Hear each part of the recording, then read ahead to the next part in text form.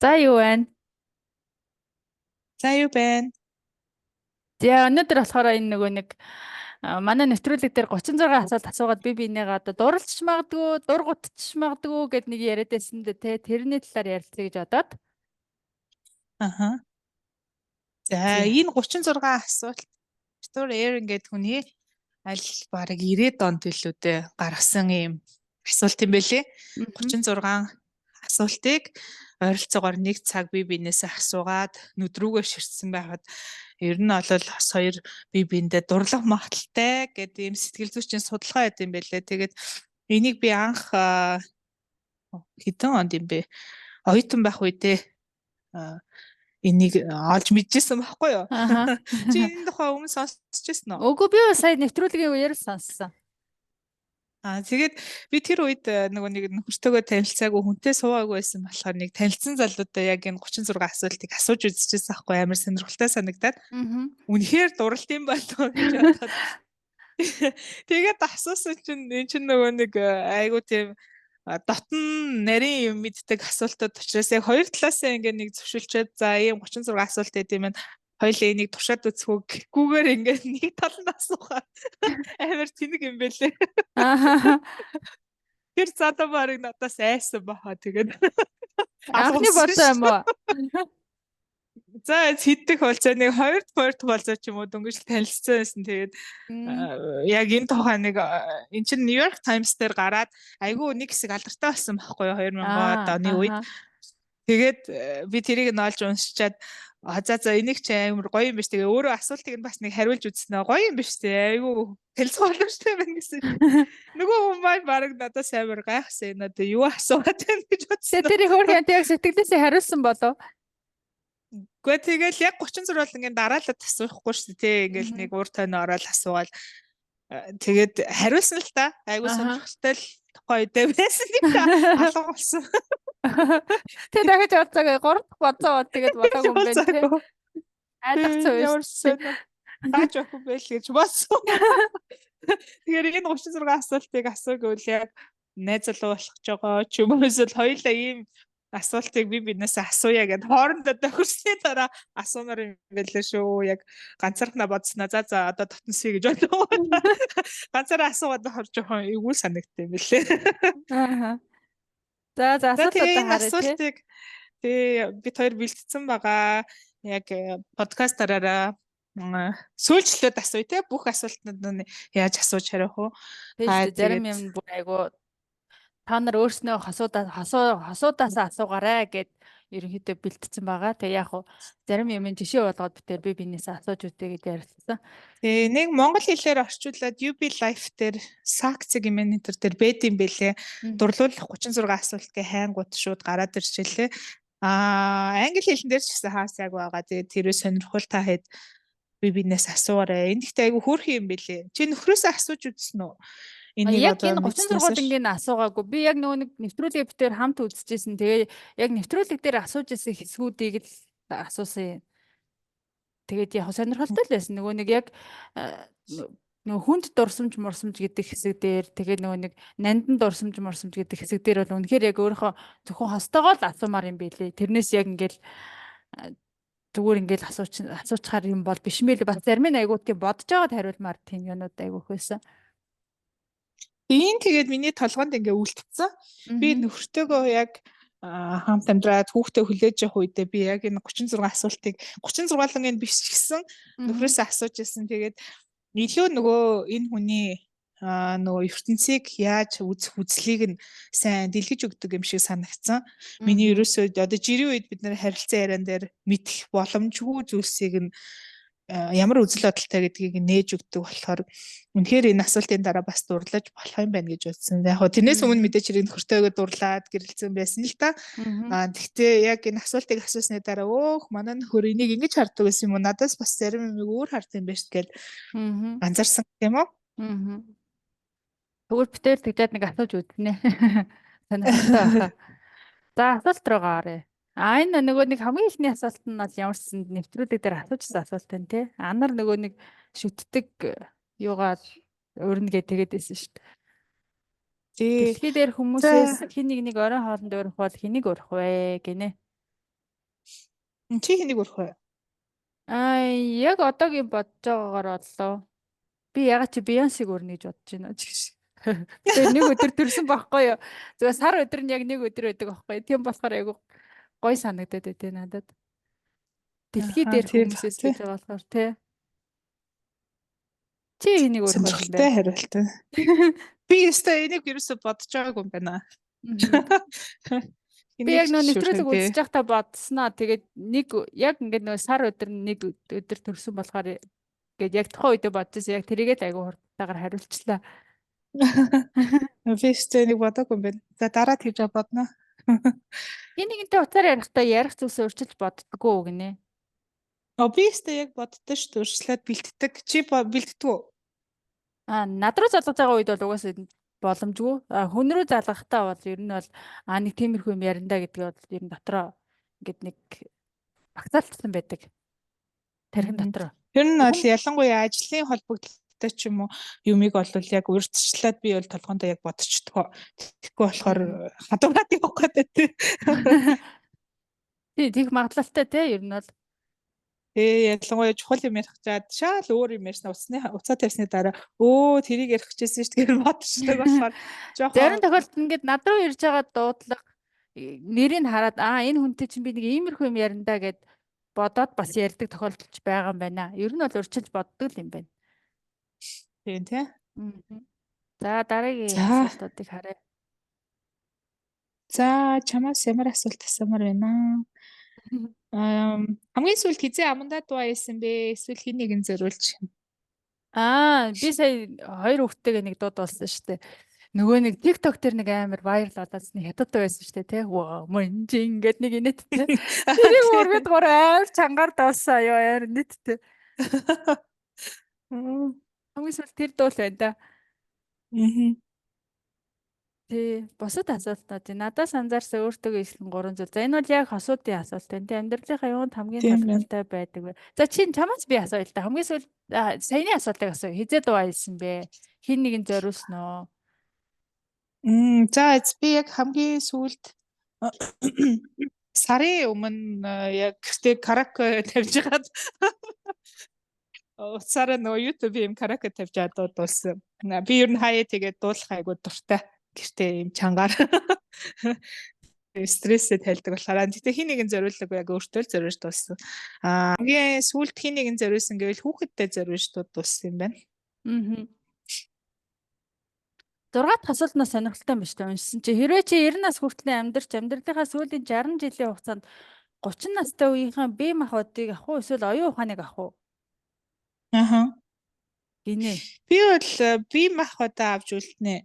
Яагаад тэгэхээр оюун ухаан чинь ингээд жил ирэх тусам илүү ухаачж байгаа ч юм уу амьдралыг ойлгож байгаа илүү уян хатан болж байгаа санагдаж байгаа болохоор юмний наад цаатыг хардаг. Одоо жишээ нь яг 30 таа байхдаа бол би ч одоо яг хүнтэй суугаагүй байсан үе байхгүй юу. Тэгэхээр тэр үед бол ерөөс амьдралыг амар өөрөөр хардаг, харваа цагаан гэж хардаг. Ингээд нэг шууд дургүй юмдаа бол дургүй ч юм уу тийм байсан. Одоо болохоор бас нэг арай хүнийг илүү сайн ойлгож сурсан болов. Чи бол яах байсан бэ? Би ч ер нь бие махбодоо авч үлдээ. 90 настайдаа 30 та юм шиг биетэй байна гэдэг чинь бол айгу чухал шүү дээ. Тэгэхээр ер нь тийм байх боломж айгу ховор болохоор ер нь бие махбодоо авч үлдээ гэж бодож байна. Яг л адилхан л бодож байгаа юм байна. Юу хэрхэн хөх тухайгаа нууцсан төсөөсөн зүйлс байдгүй чамд? Үгүй нэг байдгүй шүү дээ. Би бол хөгшрөөл амар үр ачаараа ториулаад өгөх гэж боддог. Тэр тухай ингээд бодохоор жоохон би нэг жоохон ургуулж боддог болохоор амар санагдаад байт юм. Тийм болохоор нэг бодъё гэж боддгоо. Би нэг нэлээ урт наслаа л тэгэл үр ачаараа тойруулж байгаа л тэгэл айгүй айтайхан өгөх байхаа л гэж төсөөлдөг шээ. За дараагийн хуудсыг харъя. Хүүхэд наснаас за энэ бол хүүхэд насны юм байна. 4 минутын дотор энэ бас нөгөө би биенээсээ асуугаад байсан те. Хэрвээ маргааш өглөөс эрэхтэй нэг шин чадвартай болох боломж олдвол ямар чадвартай болох вэ гинэ? Хинс тагоо юм ба шүү дээ. Чи ямар чадвартай болох вэ? Харин юу ч хийсэн тархахгүй. юу ч хийсэн таргалахгүй тийм чадвартай бол тийм үү? Чи Аа. яах вэ? Би бол өнгөрснөр аялдаг чадвартай бол гоё юм уу гэж бодож байна. Хаагаар аялах ч гэдэг өнгөрснөр аялал. Өнгөрснөр аялаад ямар нэг юм засахуул боломжгүй л ах та тий хөндлөнгөөс харахад боломжтой байх. Тэгтэл би өнгөрснөр аялал байх гэж би бодож байна. Өөрийнхөө бага насаар аялал үзмэр санагдаж байна. Тийм ээ тий гоё шүү дээ. Тий. Гоё шүү дээ гэх амар аялал шиг. Гоё байх байхаа. Тий. Хэрвээ чамд ямар нэг мэрэгэн зүм байна гэвэл чи юу мэдхийг хүсэх вэ гинэ? Дотоод сэтгэл эсвэл ирээдүйн тухай хэлж өгөх мэрэгэн зүм гинэ. Мэргэн зүм би ер нь айгу мэргэн зүнтэй шүү дээ. Балгаад байгаа. Угаасаа тэрийг мэд шаардлагагүй мэрэгэн зүнтэй шүү дээ гэж. Тий. Ирээдүйн тухай хэлж өг. Тий би угаасаа л мэргэн зүнтэй гэж өөрийгөө боддоо шүү дээ. Ер нь надад тийм нөгөө ирээдүйн тухай юм мэдрэмж төрөхөөр тэр нь ингээ биелсэн байдаг санагдаад байдаг. Ааха. Чи бол юуг мэдхийг хүсвэ? Чиний амьдралд ирээдүйн тухай хэлж өг. Би тэгтээ нэг ирээдүйн тухай мэдээ гэж боддгоо шүү дээ. Яг айгаад байгаа юм бол байхгүй. Тэгтэл болох ёстой юм болдгоороо болно. Өнөөдрийн одоо хийж байгаа үйл өрн ч юм уу ингээ үр дүн нь байдаг учраас нэг ирээдүйн тухай мэдээ гэж бодохгүй байна. Би ер нь энэ тухай бодморгүй энэ шиг амар ядаргаатай тий. Яа за яг дотоод сэтгэлээ мэдэж авч болох юм. Би заримдаа өөрийгөө нэг танихгүй би ер нь яг хий юм бэ гэж үе үе бас боддоо шүү дээ. Аа. Тий. Тэгэхээр бас яг дотоод сэтгэлээ өөрийгөө бүр гүнзгий таних юм бол мэдэж авал болох л ингэж бодож байна. За би тэгвэл саяных дээр ирээдүйд хизээ өгөхөө мэдвэл бас болох юм байна. Яг хөтэ тий нэг 80 90 гэвэл тэр хүртэл бас нэг юу хийж болох вэ гэдэг. Айгуу тийм таймлайн гаргаж маргаатай зорилгоо. Тий нэг жил мэл байвал тий нэг жилийн дотор бас юу ч хийх мэдсэн нэг тэрийг мэдвэл арай 50 ч юм уу за мэдхгүй мэдхгүй. Нөхөрлөөс юу ч хамт хамгийн чухал вэ гинэ. Нөхөрлөлөөс ер нь би биэндээ итгээд хүндлэх айгуу чухал. Ямар ч үед яриад одоо байхад ингээд төшөг болохоор тий шүүмжилт хэстэйгүүтэй биш. Яг бүх хүн намайг шүүмжилж болно. Одоо танихгүй хүмүүс за чи тийм дээ ийм дээ гэд бодож байна. Гэхдээ найзаасаа бол тийм юм би хүсэхгүй. Зүгээр яг намайг байгаагаар нь л хүлээж аваасаа гэж хүснэ. Тий яг байна. Би ч гэсэн байгаагаар нь яг тэрний хажууд би яг байгаагаараа баларч чаддаг байвал гоё. Тэгээ бас хүндлэл үсэн тий ихнэ найзууд гээл тэнгүүтээ би бинээ доош нь хийдэг ч юм уу ингээд амьдралд нь оролцдог хүсээгүй зөвлөгөө өгдөг тийм байх айгу муухай штэ тий зүгээр би биндээ хантай тийм ганцаардахгүй яг хоёр дахь гэр бүл шиг байх бол нөхөрлөлт айгу чухал хаа. Тий хүндлэл итгэл бас айгу чухал. Ер нь бол итгэлийн алдах юм бол тэрсэн тэгэл найз биш байна л гэсэн үг. Тийм болохоор итгэл ер нь хамгийн чухал юм байна явж. Тийм байна. Тий. Тэгээд угаасаа итгэж байгаа тохиолдолд бол мэдээж хэрэг би биений хүндлэн штэ. Гэтэ ингээд нэг би биендээ амар 100% итгэдэг гэсэн хэрнээ ингээд нэг хүндэлтгүү бас тийм харилцаа бас байдаг те нэг сонио ингээд яагаад тагаан мэддэггүй заримдаа ингээд би бинийгаа цохиж мохиж аваад хийж мэгээл байдаг тийм найзууд бас байдаг юм билэ. Бид нар өөрсдөө тийм юм дээр эмзэг болохоор ер нь тийм юм дургу юм байна. Хүндлэл хүндлэл айгуу чухал. Тийм тэгээд байгаагаар нь хүлээж авдаг байхад тэгэл ер нь болчихно. Ер нь бол тийм хүн тэгээд ховор л байт юм да. Яг үннийг хэлэхэд яг ингээд одоо ингээд нэг гарын 5 хуруундах найзтай байдаг. Тэр 5 тавуулаа тэгэж хүндлэх юм уу? Тавуулаа тэгэж чамайг байгаагаар нь хүлээж авч чадна гэсэн үг биш шүү дээ. Тэр дундаас нэг нь ч юм уу, хоёр нь нэг тийм хүн маш цөөхөл байгаа гэж би бодож байна. Тийм. Гэтэ би бол ингэж боддог. Өөрөө айгуу сайн найз байх юм бол нөгөө хүндээ яг сайн найз байх боломжийг нь олгож өгдөг гэж боддог. Би чамд ингэж хандаад одоо хүндлээд ингэж яхад эргүүлээд над руу муухай хандах үнсийг нь тавихгүй гэх юм уу? Тэгэхээр өөрөө айгуу анханасаа муухай ааш гаргангуудаа дараа нь найзаасаа амар гоё зүйл хүсгэд айгуу хэцүү шүү дээ. Гэхдээ тэр болгон таарсан хүн болгон тийм байхгүй л дээ. Яг ухаантай хүн бол ойлгоод яг зөрүүлээд адилхан гоё хүндэлтэй харилцаа өсгөж болно те эрүүл харилцаа. Бүх хүн тийм байхгүй ч гэсэн ер нь эхлээд өөрөөсөө л байх гэж бодож байна. Аа. Оюутан байхад ингээд нэг хамгийн сайн найз гэж бодож ирсэн нэг найз байсан. Би бол тэр хүнд бол өөрийнхөө хэмжээнд бол сайн найз байсан гэж боддог байхгүй. Ягаад тэгэхээр надад өөр найз байгаагүй болохоор тэр чинь ингээд би чинь нөгөө нэг байж болох бүх хүндлэл, бүх итгэлээ өгсөн байхад ерөнхийдөө надад жоохон тийм байгаагүй буцаагаад тийм байгаагүй гэдгийг бөөр төгссөнийхөө дараа магистрт сурч байхдаа мэдчих авсан. Тэр айгу сонирн байсан тий. Тэгэхээр бас янз хүнийхээ хүмүүжлээс болдог байх. Үнэхээр ухаантай хүн бол тэгээ за энэ хүн чинь бас ингэж яхад би бас ингэж тэгээд харилцсан гоё ингээд би бинийг ойлгоод явцдаг юмуд бас байгаа л да. Тийм. Аа. Хайр сэтгэл чиний амьдрал ямар байр суурь эзэлдэг вэ? Чухал шүү дээ. Хайр сэтгэл маш чухал шүү дээ. Тэгээ одоо яг энийг ингээд нөгөө хүнтэй суугаад хүүхд гаргахаас өмнө хариулсан бол арай өөрөөр хариулах байсан баг. Одоо бол миний нөгөө хайр сэтгэлийн тухай ойлголт өмнө нь хүнтэй суухаас өмнөх ойлголтоос айгүй өөр болсон. Өмнө нь бол ийм нөгөө дурлалыг хайртай айгүйх андуурдаг байсан. Одоо болохоор миний хайрын ойлголт арай өөрчлөгдсөн учраас одоо юу гэх нөхрөө яг байгаагаар нь хайрлах илүү юм ярилцах юм чөлөөтэй миний одоо хамгийн сайн найз болчихж байгаа байхгүй нөхөр. Тэгэхээр одоо хайр амар чухал. Хайр сэтгэл миний амьдралд бол амар чухал. Тийм гал ассан дурлал биш ч гэсэн би биенээ хайрлах тэр хайр амьдралын хамгийн чухал зүйл баг. Тэр ерөөс амьдралын бараг суурь үнсэн байх гэж бодож байна. Тэр одоо ингээд анх эхлээд учрахтаа болохоор бүр ингээд гал халуун дурлалаар учраад тэгээд ингээд тэр нь явандаа ингээд хайр нь ингээд багаар итгэл хүндлэл ингээ болоод ирдэг те. Одоо ингээд хөвшин ингээд лаг хөөхөн ингээд хамтдаа хөтлж байгаа өвөө эмээ нарыг харахаар би энийгээ ингээд тийм нандинсан нэг тийм хүндлэл яваад байдаг те. Тий. Тэр нь бол тэр залуу насных нь хайр сэтгэл байх гэж би бодоод байдаг. Би болохоор өмнө нь нөгөө хүнтэй суухаас өмнө өөрөө айгу бод гэж боддог хүн байсан аахгүй юу? Би нөхөртэй хүүхэдтэй болсон ч гэсэн одоо өөрийнхөө амьдралын үн зүйлсүүдийг хизэж тэгэж хаяхгүй өөрчлөхгүй өөрийгөө бодоод өөртөө амар арчаатай байна ч юм уу те. Ингээд тэр би бол амьдралынхаа number 1 хүн шүү гэж айгу боддог байсан.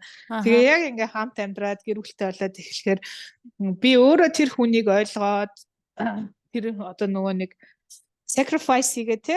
Өөрийнхөө заримдаа хийхийг дургу байгаа юм их ч гэсэн гэр бүлийнхаа төлөө бүр амар дургу зүйл биш л дээ. Одоо жишээ нь би заавал гоо сайханд орохгүйгээр хүүхдтэй ингээл яа тий гутал авч өгдөг ч юм уу те хэрэгцээтэй үеүдт нь өөрийгөө ингээ sacrifice хийх чинь бас нэгэн төрлийн хайр болж байгаа байхгүй юу? Тийм яг үнэ. Энэ одоо миний яг нөө хайрын ойлголт айгу өөрчлөгдсөн гэх юм уу? Тэгэхээр одоо бүх юм л миний хувьд хайран дээр тогтож байгаа. Нөхрөө хайрлаж байгаа, хүүхдээ хайрлаж байгаа хайран дээр тогтож байгаа учраас хэрвээ хайр байхгүй болчих юм бол айгу утгагүй болчих. Хайр байхгүй зөвхөн ингээд би бинийгаа за энэ хүн чинь нэг ийм хүндээгээд хүндлээд яваад байж чадах болов ер нь хүн? Чадахгүй хаа. Хайрлж иж тэр хүнийг амар ойлгоо шүү дээ. Муу сайн талтай. Муу талыг нь ч гэсэн хайрлна гэсэн үг үстэй тий. Одоо манай энэ маань хөрхи муухай зантай ч гэсэн угаасаа л ийм хүндээ багтаа ийм юм үзэж туусан болохоор одоо хаяа ийм аш гаргад юм да гэл ингээд ойлгоно гэдэг чинь өөрөө хайр ахгүй тий. Тэгээс огт хайргүйгээр за энэ нэг заваа аштай юм да. За яах вэ гэвэл чи одоо хайр биш болчихж байгаа үстэй. Тэгээд нэг тийм төвчж амьдраад байгаа ч юм шиг тий. Тийм байна те. Тэгэхээр өөрийгөө нэгт тавих болон өөрийгөө хайрлах гэдэг чинь бас арай өөр юу болоо явчлаа те. Хойлоо жоохон хадуурч байсан. За асуулт руу гараа. Тэгээ чи ээжтэйгээ ямар харилцаатай?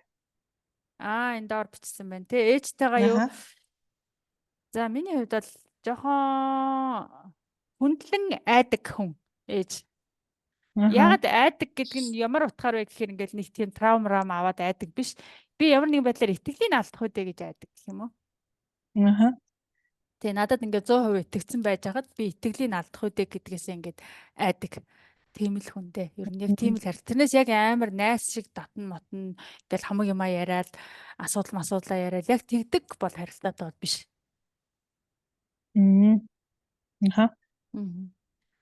Тэгтээ би одоо октодтойгоо болохоор хамаг юмаа яриад найз шиг харилцаатай байх уу? Эсвэл яг ээж битээрийн харилцаа шиг тийм ингээд итгэлийг алдахгүй дээ гэдэг юм нэг хүндэлсэн харилцаатай байх уу гэдэг дээр бас айгүй эргэлзээтэй санагддаг. Ээж битээрийн харилцаа бол тийм муу бол биш байхгүй юу? Ингээд бие биендээ хайртай.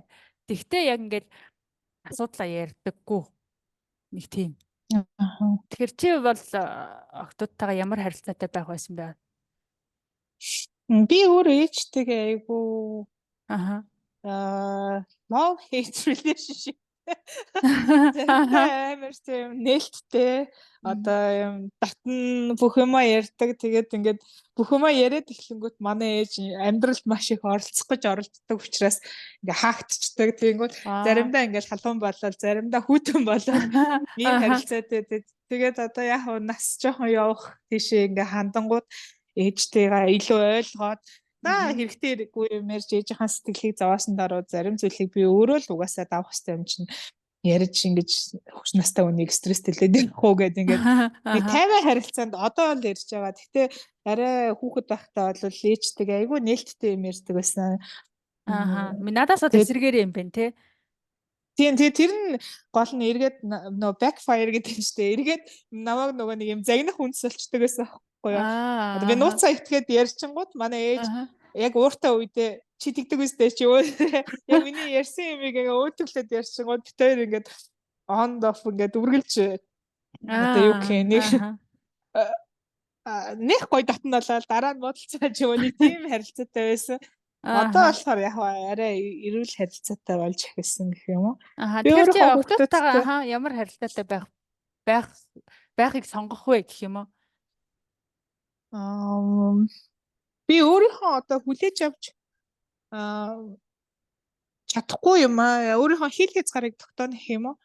За ээж нь бол одоо юу гэх юм те зарим эмэгч нь бол ойлгоно хамгийн хэцүү үед ч юм уу ээж нь үргэлж чамааг ойлгоод чиний тал зөксөөд ингээд арыг ч хамгаална. Гэхдээ надад бас хүлээж авч чадахгүй зүйлүүд байж магадгүй л дээ одоохондоо сайн мэдэхгүй байна.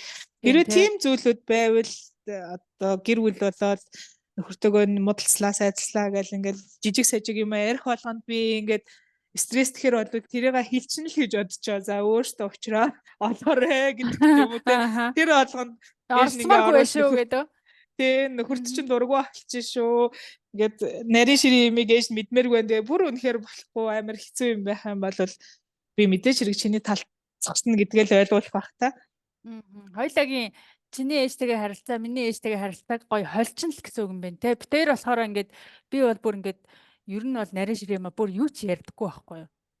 Тэгэл өглөө ажилдаа явсан, орой ирсэн, манай хүүхдүүд ингэж хичээлдээ явж байгаа, ирж байгаа ингээл нэг иймэрхүү л байдгаас яг ийм нарийн шир юмаа ярьдаггүй. Тэгэхээр бас нэг гоё нарийн шир юмаа ярьждаг хэрнээ зарим юмд ингээ оролцдоггүй байх зүгээр юм байна те.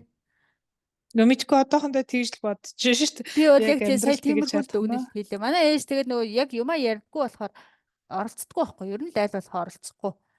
Тэгэл нэг тий. Гэтэ бас зарим юм дээр оролцуулчих гоё юм шиг. За мэдэхгүй байна. За дараагийн хуудсыг харъя. За. Энэ бид гэсэн асуулт чи юун дээр явж байсан те? Нэвтрүүлэг дээр. Надад зүйлээ хуваалцах нэг юм байсан ч одоосоо гэх өгүүлбэрийг нөхнө. Жишээ нь надад ганцаардаж гонёгсон үедээ шөнөөр залгах нэг юм байсан ч болоосаа. За энэ ч нэг чухал биш юм шиг санагдаж байна. Чи юу гэж бодож байна? Энэ асуултанд хариулах хэрэгтэй байлаа. Мэдгүй надад толгонд юу ч орж ирэхгүй байна. Тий надад чи байгаа болохоор би ер нь бүх юмаа тэгээд чам руу гаргахдаг болохоор болчтой шүү дээ гэхгүй юу. Би нэг хуваалцах хүн нь яг чи байдаг болохоор тэгээд эсвэл нөхөртөө тэгээд хуваалцчихдаг. Тэгээд болчтой болохоор яг хин нэгэн байгаасаа гэж бодохгүй. Энэ тал дээр бол азтай юм байна. Хэрвээ надтай хамгийн сайн найзууд болвол юуг мэдээсэй гэж хүсэх вэ? За энэ бат хувийн асуулт байна. Миний ямар чанар сэтгэлийг чинь хөдөлгөж байна вэ? За энэ бас хувийн асуулт байна. Тэ яг ингээд хоёр биенээсээ чиний ямар чанар надад миний сэтгэлийг хөдөлгөж байна гэдгийг хэлэх хэрэгтэй юм биш. Өөрийн хамгийн өвгөөцөнд орсон заавал. За энэ хуудсан дээр бол хоёулаа барыг нэг ярих юм байхгүй юм шиг байна. За тийм ээ. Тийм байна те. Чамд ярих хүссэн юм байна уу? Хамгийн эвгүйцэн дурсамжаа байна уу чамд? Эвгүүцсэн дурсамжаа. Гэхдээ Тийм. тэгээд ингээд багадаа эвгүүсчихсэн дурсамжаа нэг сайн санахгүй. Ээж болсны дараах эвгүүцсэн дурсамжууд бол байдаг шүү дээ. Дурсамж гэхэд хаашаа нэг тийм хүмүүсийн гаргадаг үйлдэл дургу хүргэдэг ингээд дэргэд тамхи татах ч гэдэг юм уу те. Тэр чи одоо дурсамж гэхэд хаашаа чи. Эсвэл ягаад мөмний сүүчин баа байгаа мó их байгаа мó гэлээ. Тийм нэг хүмүүс ингээд нэг хэрэгтэй юмд оролцож ингээд нэг стресс төрдөг. Тэр бол нэг тийм. Тэрийг нэг эвгүүлсэн дурсамж гэхээс илүү хүмүүсээс гардаг үйлдэл юм дөө. Цад тийм эвгүүлсэн дурсамж гэж байдаг уу? Санахгүй нөө одоо тэгээд дор тухайд мартаа явчихдаг шүү дээ. Тийм удаан сэтгэлтэй нэг хадгалдаг болохоор. Аа. За тэгвэл дараагийн утас руу орё хоёлаа. 36 асуултаа бас хурдан дуусчих шүү гэхгүй юу. Өөр хүний дэргэд эсвэл ганцаараа байхдаа хамгийн сүүлд хизээ уйлсан бэ гинэ. За энэ ч яг нэгэндээ хамгийн их дурлам чанарыг хэлээрээ хошигнож боломгүй ноцтой зүйл чиний хувьд юу вэ? Энэ ч гоё юм биш. Хошигнож боломгүй ноцтой зүйл чиний хувьд юу вэ? За гэр бүл манай нөхөр хүүхэд ээж аав ч юм уу ер нь гэр бүлийг доош нь хийгээд эсвэл ямар нэгэн байдлаар хошигноо тавгүй байдлаар ярихад би бол амар дургуутдаг. Тэр яг миний хатуу зөксдөг одоо байр суурь гэх юм уу? Ааха. Бүх найзууд таньдаг хүмүүстэй ч гэсэн шууд хэлдэг. Яг би нэг гэрийнхнийгаа муулаад байдгүй л дээ. За яг гэхдээ тавгүй юм тохиолдсон зүйл байхад найзтай итгээд юм уу ярингууд эргээд тэрийг одоо нөгөө танаа гэрийнхэн тэгдэг үстэй ч юм уу тэгж ярил надад чамаг ингээд бай болгож чамаг доош нь хийх бай болгох гэсэн үг юм ба штэ тий гэр бүлийн чинь тий тий ер нь тэргээр айгу имзэг юм байна гэрийнхнийхээ тухай ямар нэгэн байдлаар хошигнж ерөөсөө болохгүй санагддаг. Би ер нь хошигнол ялангуяа ингээд намайг оролцуулсан хошигнолд би амар имзэг юм билээ. Тэрийг би өөрөө мэддэггүй. Тэгэд нөгөө нэг ангийнхантайгаа нэг уулзсан чинь манай ангийнх надад хэлдээс аахгүй ингээд чи бол тоглоом даадаггүй гэд би өөрөө ингээд ер нь надаар тэгж оролцоход би айгүй дургу юм билээ. Тэгэхээр тэр л юм байна гэж би гэтээ хөндлөнгийн хүмүүсээс мэдж авсан. Тэгээд ингээд ангийнхантайгаа уулзахад бид нар ингээд би нэрээ тоглоод ингэжсэн дурсамжуудаа яриад инээж минийгэл хошигноод тэгээд надад тийм юм байхгүй ингээд тэгэнгүүт чи тоглоом даадгүй чамаар ингээд тоглохоос бид нар айдаг гэж хэлчихсэн байхгүй юу? Тэгэхээр ер нь надаар оролцоход би ер нь айгүй имзэг юм билээ. Тийм шүү. Яг одоо өөрийнхөө юм нөгөө нэг ноцтой юм надтай ингэж харьцаж болохгүй шүү. Энэ надад ерөөсөө таалагддгүй шүү гэдэг харилцааны ихэнд хэлчихвэл айгүй амар юм шиг санагддаг байхгүй юу? Анх ингээд одоо юу гэх манай нөхөр бит хоёр ингээд сууж яхад манай нөхөр ерөөсөө миний энэ boundary хэл хязгаарыг мэдэхгүй. Айгүй их тийм хошигндаг байсан байхгүй маань нөхөр амар тийм хошин зантай марсан юм ярьдаг. Тэгээд ийм одоо юу гэх юм бэ? Гэрийнхнаар айгу марсгандаг байсан байхгүй юу? Аав чинь тэгдэж шүү, ээж чинь тэгдэж шүү гэх. Тэгээ тэр нь ингээд миний амар уурыг хүргээд тэгээд бид хоёр яг анх ярилцчихсан байхгүй юу? Окей, ийм ярих юм бол би өөртөө хүлээж авч чадахгүй юм байна. Амар хөвгөлтэй. Тэгээд нөхөр тайлбарлаа шүү дээ. За энэ чинь зүгээр л юм хөвгөлтэй фан болгож ирсэн чи яа дуурлаад байгаа ингээд. Тэгээд ингээд анх бид хоёр яг өөрсдийнхөө boundary-г тогтоосон яг хэл хязгаарыг эндээс чи цааш нь давах юм бол болохгүй би ингээд яг өөр дөрөө тусгаж хүлээж авт юм байна. Яг намааг ингээд зүгээр хатгаж байгаа юм шиг ийм юмнуудаар хоёлаа ягаад ч одоо модал юу хэ хязгаараа давж болохгүй юм биш үү гэдэг дээр хоёулаа тогтсон. Тэгчхээр ингээд урт хугацааны хувьд айгүй амар юм байлээ. Ерөөсөө яаж ч хүрээд муудалцаад ямар нэг юм боллоо гэхэд миний тэр цэгээр ингээд хатгахгүй гэх юм уу? Тэр цэгээр оролдохгүй тий. Тэгэх юм бол угаасаа шууд ухаалттлаа ууралж байгаа байхгүй. Би угаасаа амар дүрсгийсэн ууртай. Тэгээд нэг тэр зүйлээр оролдохгүй л байхад одоо жишээ нь над руу хандаж уурлахад би нэг амар ууралдаггүй байхгүй. Одоо миний тухай чи тийм штэ ийм штэ гэхэд нэг тэрийг хүн дээр тусгаж авдаг байхгүй яа тэгэхээр би өөрөө хин гэдгийг мэднэ.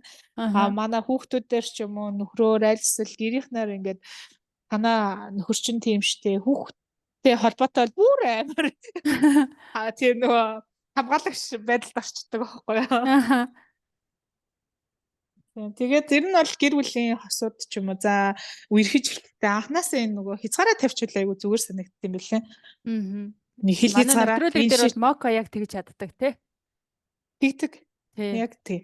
Тий, яг тийм хүн. За 33. Тэгээд тэр нь нөгөө хүнд нь сонин сэтгэл төрүүлсэн ч гэсэн хамаагүй шүү дээ. Анханасаа тий шүү дээ. бүх юм ингээ ойлгодог хүн болох хэрэггүй тий. Тий яг үнэ. Өөрийгөө ер нь хэрэггүй. Яг ингээл өөрийгөө ойлгуулцдаг байвал амар. Яг мокагийн тэр тал нь айгу зүгээр гоё санагддаг. Хэрвээ өнөөрөө хин нэгэнтэй холбоо барих боломжгүйгээр. За энд хариулах хэрэг байна уу? Энд хариулмааргүй байна би л. Нэ байхгүй л юм шүү дээ. Тий. Энэ дараа. За дараагийнхыг харъя тэгвэл. Хэрвээ танаа гэр гал татаа тайртай хүмүүсээ аварч амжаа дахиад нэг зүйлээ аваад гарах цаг үлдэл чи юу авах вэ? Яагаад? Гэрийнхнийгаа аварчаад дахиад нэг нандин зүйлээ авах хэрэгтэй гэсэн үг юм биш үү? Гэрээсээ. Тийм байна. Юуг авах вэ? Яагаад? Энийг өстө бодож байгаагүй юм байна. Юу авах юм болоо? Мэдгүй би одоо хүүхдүүдэд авчвал тэгэл ирүүлээвэл бүх юм болно даа гэж боддог шүү дээ. Тий, за яг гэр дотроосоо ямар нэг нандин зүйлээ гэр бүлийн зураг мөрөг авах юм болоо. Тэгтээ одоохондоо зураг байхгүй ч нэг шиг. Гэр бүлийн зурагч нь их тийм сонин чухал биш. Яг уу тийм ээ, яг тэрний төлөө амиа золиосч гал руу орох зүйл гэсэн үг юм байна шүү дээ, тий. Үгүй амиа золиосон ч яг чамд авах цаг гарна гэж ирсэн. Тэгвэл яг удаага энэ галд гараад энэ чинь байшин гэр оронгүй болсон юм чинь дулаахан хувцс ч юм уу тий. За тийм ээ, нэг тиймэрхүү юм бол авах юм байна. Тийм. Нэг нөмрөх хүнжил ч юм уу хүүхд одоо юу гэдэг нэг тиймэрхүү юм авах. Тэгээс бусад эд материалын хувьд тийм чухал зүйл надад ерөөсөй байхгүй. Тий, ер нь байхгүй юм байна. Өөрийн хувьд тулгуурч буй асуудлаа яриад хэрвээ нэгнийхээ оронд байсан бол хэрхэх тухайга ярилцлаа. Айнаас хосуудын хоорондын. За тэгвэл хоёулагийн асуултууд дээр ярилцах зүйл бол баг ингэсгээ дуусч байгаа юм биш үү? Бусд нь бол тэгээд энэ 36 асуултыг ямар санагдав?